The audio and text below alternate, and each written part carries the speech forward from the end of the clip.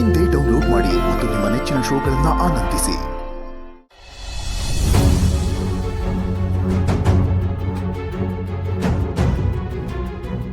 ಏನಾಯ್ತು?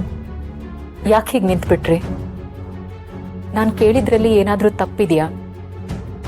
ನನ್ನ ಜೀವನ ಸರಿ ಮಾಡೋದು ನಿಮ್ಮ ಜವಾಬ್ದಾರಿ ಅಂತ ಹೇಳಿದ್ರಿ. ಅದೇ ರೀತಿ ನಿಮ್ಮ ಜೀವನ ಸರಿ ಹೋಗಬೇಕು ಅನ್ನೋ ಆಸೆ ನನಗೂ ಇರುತ್ತೆ ಅಲ್ವಾ?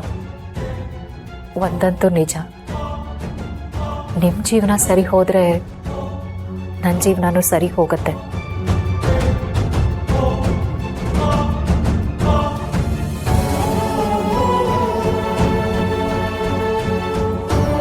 ಹೇಳಿ, ನೀವು ಮತ್ತೆ ನಿಮ್ಮ ಹೆಂಡತಿ ಮತ್ತೆ ಒಂದಾಗ್ತೀರಾ?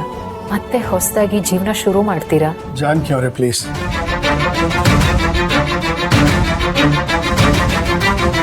ನಾನು ಕೇಳಿದ್ದನ್ನೇ ನೀವು ನನ್ನ ಕೇಳ್ತಾ ಇದ್ದೀರಾ.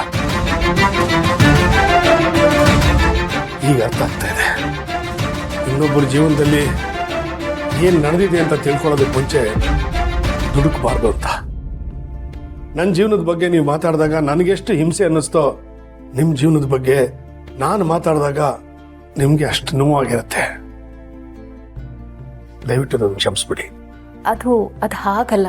ನಾನು ಕೇಳ್ತಾ ಇರೋದು, ಬೇಡಿ ಪ್ಲೀಸ್. ನನಗೆ ಮತ್ತೆ ನೆನಪುಗಳ ಸುಳಿಲಿ ಸಿಕ್ಕಾಕೊಳ್ಳೋ ಆಸೆ ಇಲ್ಲ. ಅಷ್ಟು ನೋವನ್ನ ಕೊಟ್ಟು ಹೋದವಳು. ಅವಳ ಹೆಸರು ಕೇಳೋಕ್ಕೂ ನನಗೆ ಹಿಂಸೆ ಅನ್ಸುತ್ತೆ. ನಾನು ನಿಮ್ಮ ಪರ್ಸನಲ್ ವಿಷಯಕ್ಕೆ ತಲೆ ಹಾಕಿದ್ದಕ್ಕೆ ದಯವಿಟ್ಟು ಕ್ಷಮಿಸ್ಬೇಡಿ.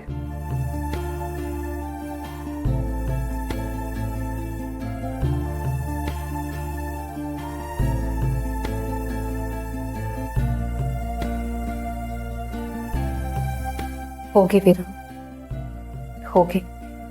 ಈ ನಂದಿನಿನ ಜಾನಕಿ ಅಂತ ಕರಿತಾ ಇದ್ದೀರಾ, ನಿಮ್ಮನ್ನ ವೀರು ಅಂತ ಕರಿ ಅಂತ ಹೇಳ್ತಾ ಇದ್ದೀರಾ. ನಾವೀಗ ಹತ್ರ ಆಗಿದ್ದೀವಿ, ನೀವೀಗ ಮನೆಯವರು, ನಮ್ಮಿಬ್ರು ಮಧ್ಯೆ ಬಾಂಧವ್ಯ ಇದೆ ಅಂತೆಲ್ಲ ಹೇಳ್ತಾ ಇದ್ದೀರಾ. ಇಷ್ಟೆಲ್ಲ ಹೇಳ್ತಾ ಇರೋ ನಿಮಗೆ ನಮ್ಮಿಬ್ರು ಮಧ್ಯೆ ಇರೋ ಸಂಬಂಧ ಏನು ಅಂತ ತಿಳ್ಕೊಳ್ಳೋದಕ್ಕೆ ಹೆಚ್ಚು ಸಮಯ ಬೇಕಾಗಿಲ್ಲ. ನನಗೆ ಗೊತ್ತು, ನೀವು ನನ್ನ ಕೈ ಹಿಡಿದು ಮತ್ತೆ ನಿಮ್ಮ ಜೀವನಕ್ಕೆ ನನ್ನನ್ನು ಕರ್ಕೊಂಡು ಹೋಗ್ತೀರಾ. ನನ್ನ ಹೆಸರು ಗಂಟಿರೋ ಕಳಂಕನ ನೀವೇ ದೂರ ಮಾಡ್ತೀರಾ. ನಾವಿಬ್ರು ಮೊದಲಿಗಿಂತನೂ ತುಂಬ ಹತ್ರ ಆಗ್ತೀವಿ. ಆ ನಂಬಿಕೆ ನನಗಿದೆ.